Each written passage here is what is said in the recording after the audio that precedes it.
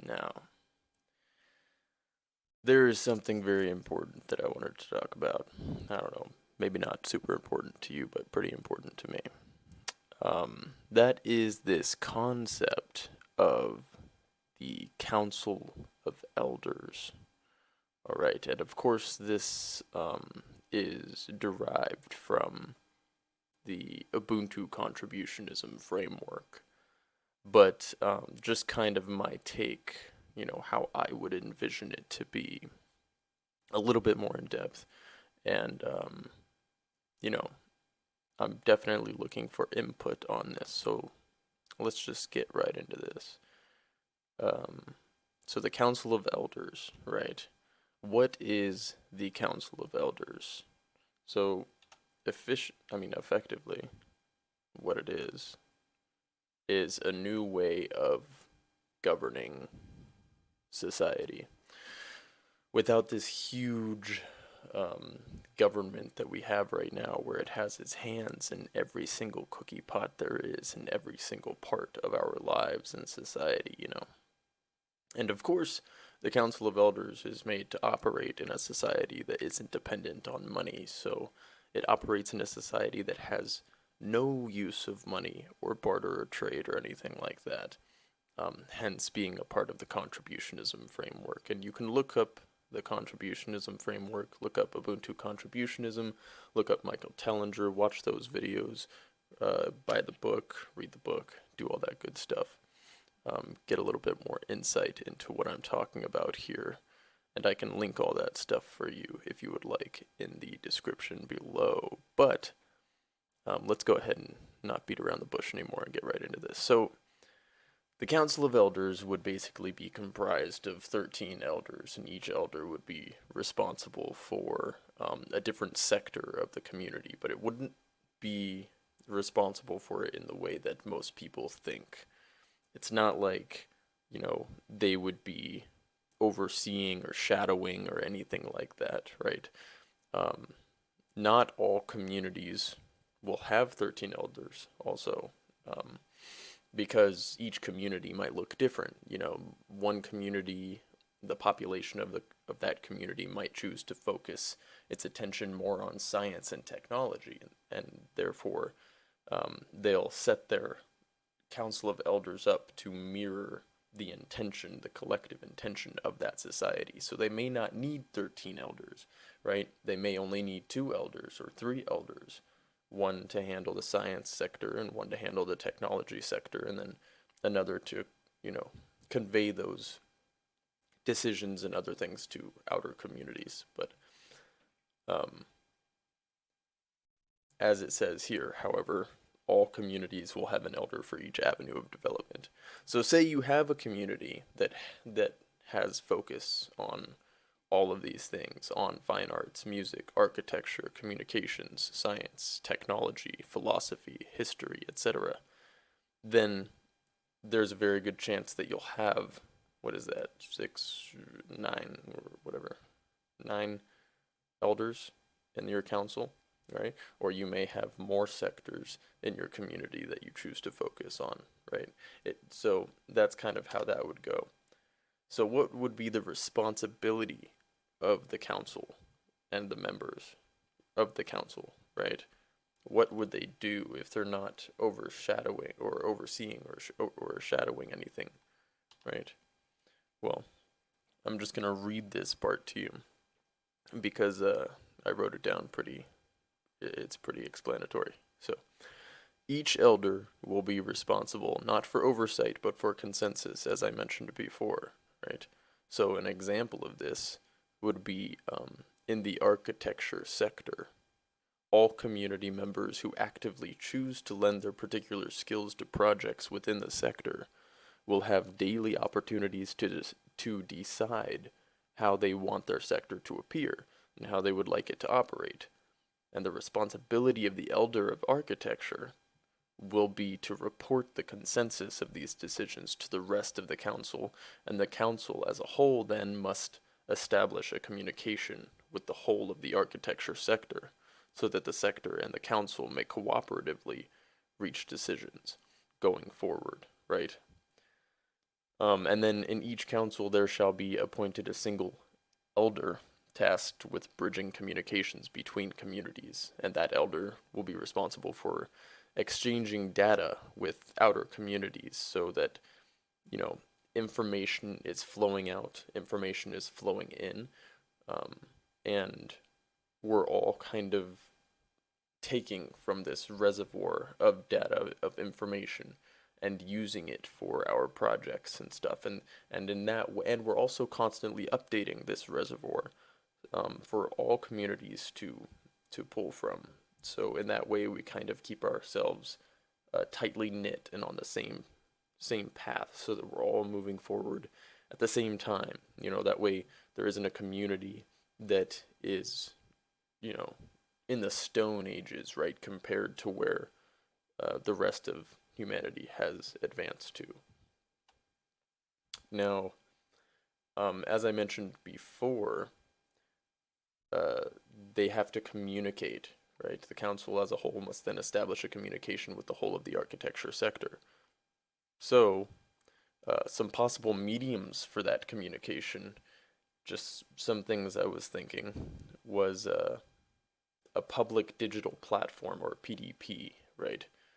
Which would just be kind of like Facebook or Instagram, something like that, although not controlled by like an oligarchical minded um, tyrant, but more of a like a public open source digital application in which um, the consensus data from the different sectors are logged into it, right, are put in there, stored in there, and securely encrypted so that it can't be messed with or anything like that.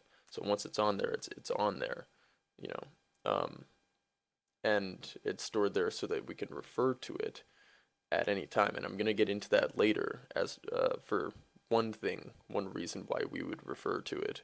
But then another thing we could do is just a similar thing, but more of a physical rather than a digital, if we're that concerned about, you know, hacking and stuff like that, um, would be a physical consensus log, or a PCL, which is just a book or like a journal or some type of official documentation that is logged or filed, that just does the same thing. It's all the consensus data that's logged for referral so that we can pull from it when we need to, right?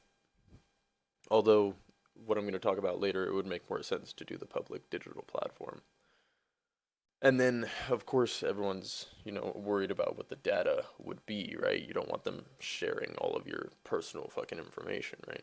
Well, they wouldn't be sharing your personal information. It's not like they're sharing your name, your gender, your height, your weight, all of your personal knowledge, where you were at what time. It's not like that. Um, it would only be data that is absolutely pertinent to the advancement and development of humanity as a whole. So, scientific findings, architectural advancements, historical findings, educational methods, consensus statistics, etc., etc. You know, and none of this is solid. None of this is obviously laid in stone. This is all just an idea. This is how I would envision this concept. Um, and of course, it would be modified going forward if it were to take effect. So, checks and balances. Obviously, corruption is an issue in any governmental, you know, establishment. You got to be worried about that. We let checks and balances go in our government, and we all see what happened there. So I would hope that we would want to avoid that situation. if we were to build a new structure. So, to prevent corruption, each elder of the council will be subjected to dismissal or replacement at any time. All official decisions enacted by each elder will be recorded and uploaded to a central hub daily and made viewable at any time. Rather than wait 2 to 4 years for elections, community members can refer to the central hub when casting a vote to either keep or dismiss elders daily. So basically how I imagine that happening is um so we have, just to, you know, add some well-known background already. We have the democratic process that we have now, right? Or the voting process that we have now, where we vote in an elected official, we vote in a politician, right? And they're in there for about 2 to 4 years typically, right? Presidents are about 2 to 4 years. You can do re-election, or you can, after 2 years, whatever. We all know how the system works in terms of that, right? Well, there's a problem, there's a flaw in that system. And the flaw is that for 2 to 4 years, you have to put up with the horrible decisions that the person that you put in there is making, right? You vote on someone, or you vote someone in because they made promises. And I don't know why anybody believes the promises that politicians make, but they made a promise, you liked what they said, you voted them in, right? Then they get in and they start doing shit that they didn't bring up in the first place. They just started making these decisions that just go right over your head, and you're like, why the fuck did that happen, right? And then all of a sudden society's all fucked up. It's happened many times before, and we have to put up with it for 2 to 4 years. And a lot can happen in 2 to 4 years. There's a lot of damage that can be done. So, instead of doing that, it would make more sense to me, and I feel like it would be more productive, if we could vote them out at any time. If there was some type of central hub, and kind of like a digital platform, as I mentioned before, where you're seeing all of the actions that they're taking, right? And you can look at that and go, you know what? I didn't necessarily think that was good. I didn't think that was shit, and I think that's the breaking point for me. That's the turning point for me, feeling comfortable with them being in such a position, right, of authority, even though it's not really a position of authority, but you understand what I'm saying. It would make more sense to vote them out right then and there, right? And this gets into majority rule that plays a factor. I actually think that Michael Tellinger's proposition of minority rule is not that bad of an idea. I think it's something we should definitely consider, but it's not something I'm going to explain in this video. I don't have enough time for that. So, as dismissals can occur at any time, elders will be less likely to engage in duplicitous acts, therefore protecting the council and the community from corruption, effectively making the responsibilities of the council inviolable. So the summary and conclusion, and I know that went by pretty fast, right? I was trying to keep it short. I think I did a pretty good job. Summary conclusion: the Council of Elders is an infallible tool that can be utilized by community members to cooperatively reach decisions or settle debate, as well as transfer and receive data between communities. There may come a time when humanity has evolved past or beyond the need for a Council of Elders.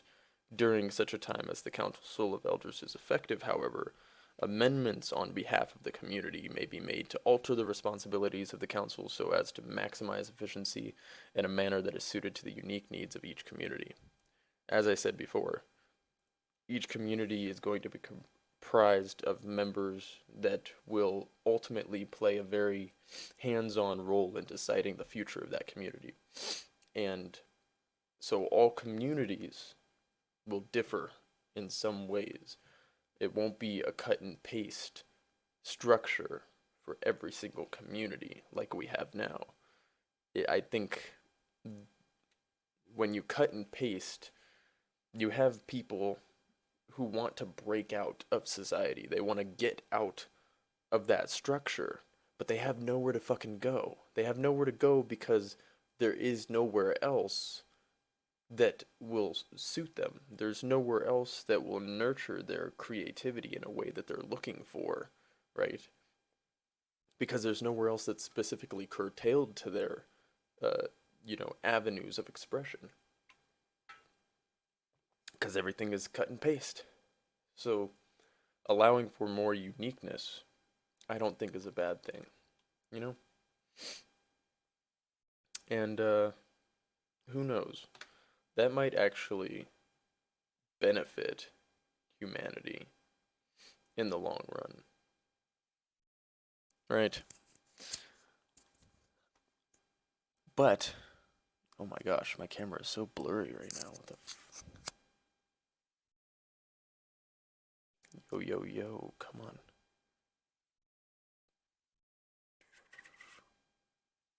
Whatever. Oh, there it goes. Okay. Um, you should definitely leave me comments. I want to hear what you guys think because I actually want to delve into that a little bit and see other people's thoughts on it and like talk about it and poke holes in that shit. Go for it. Poke as many holes in it as you possibly can, um, because that way we can go over that together and maybe we can amend some of those holes or amend some things, change some things about the vision in a way that will work better for people. And then we might have something that we can present to society and actually try if anybody is actually willing to break away from the 9 to 5 bullshit that we put up with every day. Anyway, still a little sick. Still got a raspiness in my throat, if you can hear that. But I don't have any specific thing that I say for an outro. There's no blah blah blah blah, subscribe, give me love, do all that shit, right? But just subscribe, give me love, do all that shit. And I'll see you in a later video.